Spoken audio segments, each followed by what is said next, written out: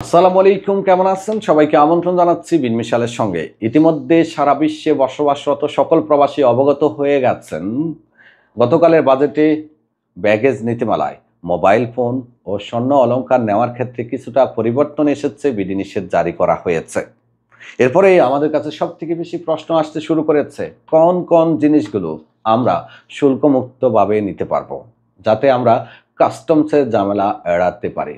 তাই আমি আপনাদের জন্য সরাসরি কাস্টমসের অফিসিয়াল ওয়েবসাইট থেকে তথ্যগুলো সংগ্রহ করে রেখেছি, জানিয়ে দেওয়ার চেষ্টা করব কোনগুলো আপনি শুল্কমুক্তভাবে দেশে নিতে পারবেন কোনো ঝামেলা ছাড়া।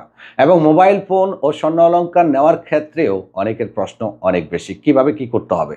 তো সে বিষয়ে জানতে হলে অবশ্যই ভিডিওর শেষ পর্যন্ত থাকবেন, জানিয়ে দেওয়ার চেষ্টা করব।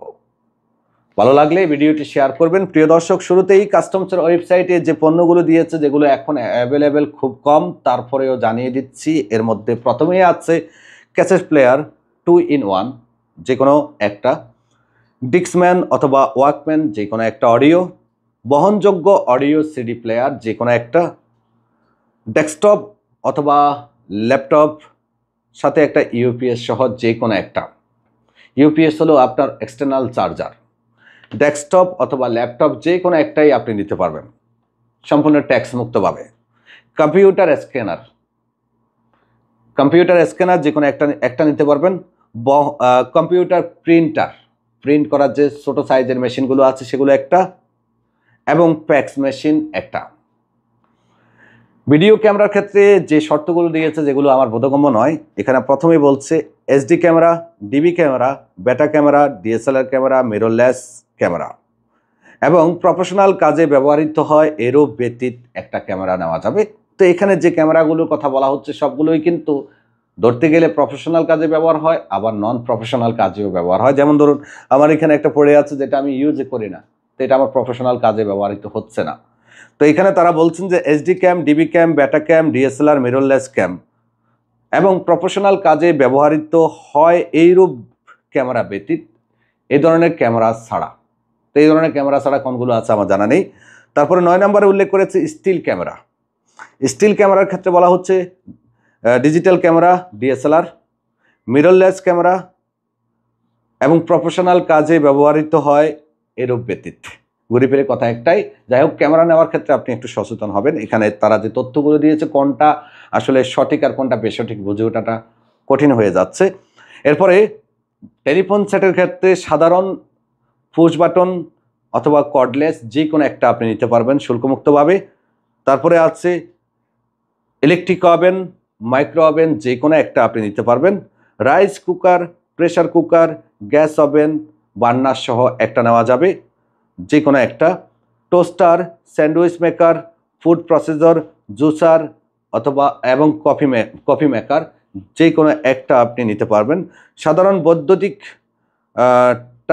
টাইপরাইটার, যে আপনার টাইপরাইটার, সাধারণ বৈদ্যুতিক টাইপরাইটার। গৃহস্থালী সেলাই মেশিন যে কোনো একটা নিতে পারবেন, ম্যানুয়াল অথবা বৈদ্যুতিক। টেবিল ফ্যান অথবা সিলিং ফ্যান একটা নেওয়া যাবে যে কোনো একটা।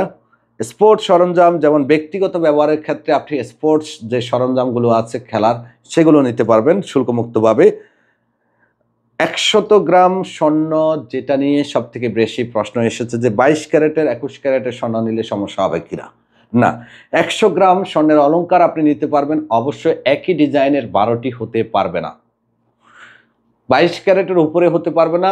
22 ক্যারেটের উপরে তথা যদি 24 ক্যারেটের কোনো স্বর্ণ আপনি গলিয়ে অথবা সরাসরি নেওয়ার চেষ্টা করেন, সেটা বাজেয়াপ্ত করা হবে।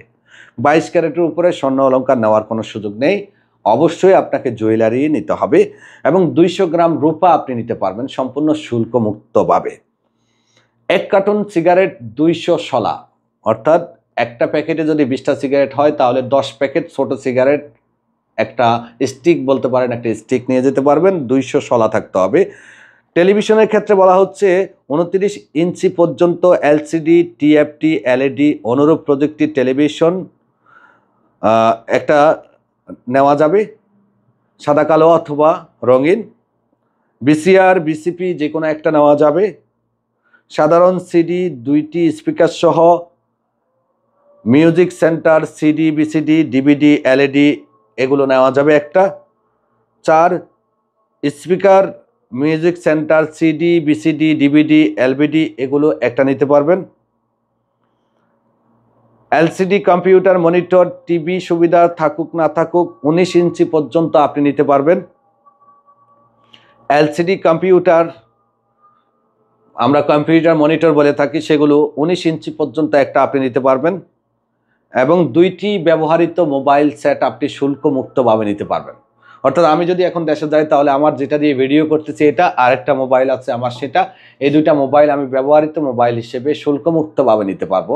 এবং একটা মোবাইল ফোন আপনি অতিরিক্ত নিতে পারবেন শুল্ক দিয়ে, যা আগে আমরা 6টা পর্যন্ত নিতে পারতাম, এখন একজন ব্যক্তি শুল্ক সহ টোটাল 3টা মোবাইল ফোন নিতে পারবে। 2টা ব্যবহৃত শুল্কমুক্ত, একটা সে শুল্ক দিয়ে নিতে পারবে। আগের মতো আপনি ডালাওভাবে 5 থেকে 6টা মোবাইল নিতে পারবেন না। সর্বোচ্চ 15 বর্গমিটার আয়তনের একটি কার্পেট আপনি নিতে পারবেন। তো আশা করি আপনারা ক্লিয়ার হয়েছেন। বিশেষ করে স্বর্ণের বিস্কিটের ক্ষেত্রে এখনও আমরা সন্দিহান, তবে এটা সত্য 24 ক্যারেটের স্বর্ণ অ্যালাউ করবে না। 24 ক্যারেটের স্বর্ণ চোরাচালান রুখতেই এই সিদ্ধান্ত নিয়েছে। যাই হোক, এটা প্রবাসীদের জন্য কতটা ভালো কিছু বয়ে আনবে বা দেশের জন্য কতটা ভালো কিছু বয়ে আনবে এ ধরনের মতামত আমার কাছে নেই। তবে আমি বলবো মোবাইল ফোন এবং অন্যান্য যে জিনিসগুলো আছে সেগুলোর ক্ষেত্রে কিছুটা হলেও প্রবাসীরা ক্ষতিগ্রস্ত হবে। ভালো থাকবেন, আল্লাহ হাফেজ।